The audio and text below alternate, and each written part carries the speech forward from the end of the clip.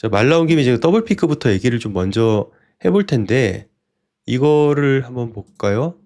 원래 비트코인 사이클 상으로 우리 통상 알고 있는 게 반감 이후 1년 또는 1년 반 뒤에 피크를 찍는다라고 알고 있잖아요. 그래서 17년 사이클, 21년 사이클, 그리고 현재 사이클을 지금 우리가 본다면 고점에 대한 X축, 시간 예측상으로서는 이제 정석적으로 봤을 때는 보통 전문가들 그렇죠. 올 여름 아니면 한 가을쯤으로 다들 보고 있단 말이에요.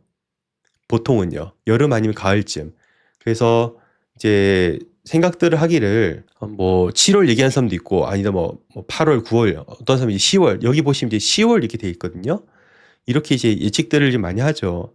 근데 이제 보면은 저 또한 그렇고 다른 유튜버들도 그렇고 뭐 다 그런 게 올 1분기에 뭐 다 후다닥 끝나버린다. 그런 얘기들을 또 많이 해요. 왜냐하면 또 하반기로 갈수록 또 경기 침체에 대한 어떤 우려도 있고 되게 불투명하고 왜 그리고 1, 2분기를 다들 얘기를 하냐. 특히 1분기를 얘기를 왜 하냐면 21년의 패턴을 갖다가 그대로 갖다 썼기 때문이에요. 사실은. 21년 때 이때 이제 17년처럼 데이터가 17년밖에 없으니까 이렇게 올랐잖아요. 물론 중간 조정이 3, 40%는 지금과 비교할 수도 없는 비트코인의 큰 조정이 몇 번이고 일어나고 상승을 했었는데 아무튼 이건 이제 어떻게 보면 한 번 피크를 찍고 내려온 거잖아요. 다들 그걸 생각을 하고 20년 말에도 준비할 때도 그 인터뷰 동생도 마찬가지였고 저도 마찬가지였고 그때 이제 비트코인 관련 이제 전망 내놓을 때도 마찬가지였는데 이렇게 생각했었어요. 그때 생각할 때는 어떻게 생각하냐면 이렇게 생각했단 말이에요. 그걸 더 높게 높게 한 10만 불 정도 다들 그때 지난장에 그렇게 예측했기 때문에 요런 장을 이런 모습을 예상했는데 웬걸 너무 가파르게 올라버린 거예요. 너무 가파르게 오르고 이때 딱 피크 포인트를 찍었던 게 코인베이스 상장이었잖아요. 그죠? 그래서 너무 가파르게 오르다 보니까 이때 좀 다들 당황했었고 빨리 오르다 보니까 그러니까 일찍 찾아온 어떤 그 불장이 와서 되게 기뻤는데 너무 빨리 다가오다 보니까 또 당황이 나고 그러다가 난장판이 됐거든요. 알트코인도 이제 덩달아 오름에 따라 난장판이 된 다음에 정리가 하면 됐어요. 우리가 좀 기억을 좀 되살려 보면은 테슬라가 이때 비트코인 팔았고요. 산다 해놓고 다시 팔았고요. 일부 팔았고 중국 채굴 금지해가지고 그때 악재가 이제 터졌죠. 연달아 터졌었죠. 그때. 그래서 이 과정 때문에 중간에 이제 눌렸다. 원래 이렇게 가야 되는데 중간에 눌렸다라는 얘기가 있고 뭐 여러 얘기가 있죠. 아니다. 빨리 올라갔기 때문에 정리될 수밖에 없었다. 여러 얘기가 있는데 지금의 마켓 상황을 좀 잠깐 보시자면 물론 이제 좀 앞질러서 갔던 거 있어요. 특히 이 구간 보시면 ETF로 인한 비트코인 현물 ETF로 인한 그 앞질러가는 어떤 Y축의 그 이동 그런 것도 분명히 있었고 이제 그런데 그러다가 조정을 이렇게 줘버려요. 예. 긴 뭐 기간 행보라고 할까요? 조정이죠. 이것도 어떻게 보면 알트코인은 정말 최악의 기간이었으니까. 다 비트코인 하는 게 아니라 대부분 알트코인 하니까 또 알트코인으로 또 보자면 그런 거고 그리고 나서 또 트럼프 당선되고 나서 가자 했는데 또 뭔가 막 이렇게 파파팍 가야 되는 느낌이 안 들고 막 난 이거 빨리빨리 후다닥 올린 다음에 이거 빨리 해치워 버려 가지고 그냥 아우 이제 지긋지긋해 이제 빨리빨리 이제 끝내버려야지라는 생각들 여기 계신 분 다 그런 똑같은 생각들을 하고 있단 말이에요. 근데 지금 마켓이 그렇게 안 흘러가고 미지근하게 뭐 이렇게 가는가 싶더니 또 미지근하게 또 시켜버리고 이러잖아요, 지금. 괴리감이 생길 수밖에 없는 거예요. 그러니까 만약 이런 괴리감이 계속 생기면서 뭔가 누르면서 간다고 했을 때는 그런다 했을 때는 계속 뒤로 밀리는 거예요. 그러니까 왜 지금 상황은요. 사실은 저는 어떻게 보냐면 이게 무섭다가 아니에요. 무섭다가 아니라고요. 우리 여태까지 지금 수많은 영상과 라이브를 통해서 같이 봐왔지 않습니까? 감정이 무섭다라는 감정이 드는 게 아니라 어떤 감정이 들어야 정상이냐면 짜증난다, 지겹다라는 감정이 들어야 전 정상이라고 생각해요. 무슨 얘기냐면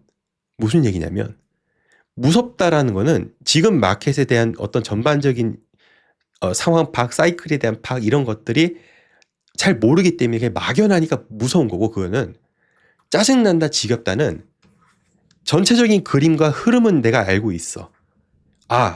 이거 지금 현재 포인트에서 내가 그래도 여기 비벼볼 만하다라는 어떤 판단이 섰어요. 그래서 딱 여기쯤 들어왔는데 바로바로 반응이 안 오잖아요, 이게. 생각만큼 바로바로 즉각적인 어떤 수익으로 반응이 안 오다 보니까 그리고 한 번씩 이렇게 조정이 올 때마다 결국 우리가 생각했던 어떤 그 빠바박 하고 빨리 털어버리고 싶어 하는 그 마음 있잖아요. 그 마음. 빠바박 하고 털어버리고 싶은 마음이 있는데 자꾸 이쪽으로 가버리네. 오른쪽으로 자꾸 가버리네. X축으로 자꾸 딱 가버리네. 그러니까 어때요? 뒤로 밀리잖아요. 이게 뒤로 밀리니까 짜증난다라고 생각해야 정상인 거예요, 지금. 예. 딱 그 감정이 드신다면 정상이라고 저는 생각을 하고, 이게 전 맞다고 봐요. 뒤로 밀리잖아요. 다들 과거 지금 다들 뭐 저 또한 마찬가지고 이거 생각하고 있는데, 그럼 4, 5월 안에 쇼부 딱 봐가지고 올 상반기 아니까 코인 다 팔아치우고 그냥 나 디지털 쓰레기 다 집어 던져버리고 그냥 떠나야지라는 생각들을 하고 있는데, 뭔가 갈 것 같으면서도 안 갔다가 갈 것 같으면서도 안 가다가 이러니까 짜증나는 거예요. 짜증나는 거. 예. 딱 그 감정이 드신다면 지금 정확하게 계신 겁니다, 진짜. 예. 정확하게 계신 거예요. 이게 큰 틀에서는 비슷해요. 4년 주기 사이클은 존재해 왔고 지금도 전 존재한다고 생각하는데, 디테일에서는 변형이 자꾸 일어나잖아요.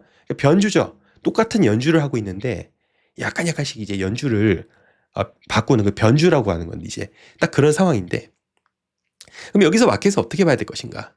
큰 틀은 예측을 우리가 할 수 있죠. 예측을 안 할 수가 없어요. 해야죠. 큰 틀에서는 하는데 디테일은 도저히 이번 장 이게 맞아 들지가 않아요. 디테일은 뭐 할 것 같으면 잘 안 되고 할 것 같으면 또 뒤로 밀려버리고 이런단 말이에요. 그러니까 결국은 결론은 뭐냐? 결론, 큰 틀은 알겠어. 근데 이 작은 이런 부분 있죠. 지금 다 깨져요. 지금 다 깨지고 있잖아요. 다 깨지고 있잖아요. 돈 다 날아가고 있단 말이야. 다 깨지니까. 그러니까 결국 이 부분은 안 되고 큰 틀에 의존해야 되거든요. 아까 말씀드렸죠. 시간이 뒤로 밀리는 거라고. 결국 시간 녹이기예요.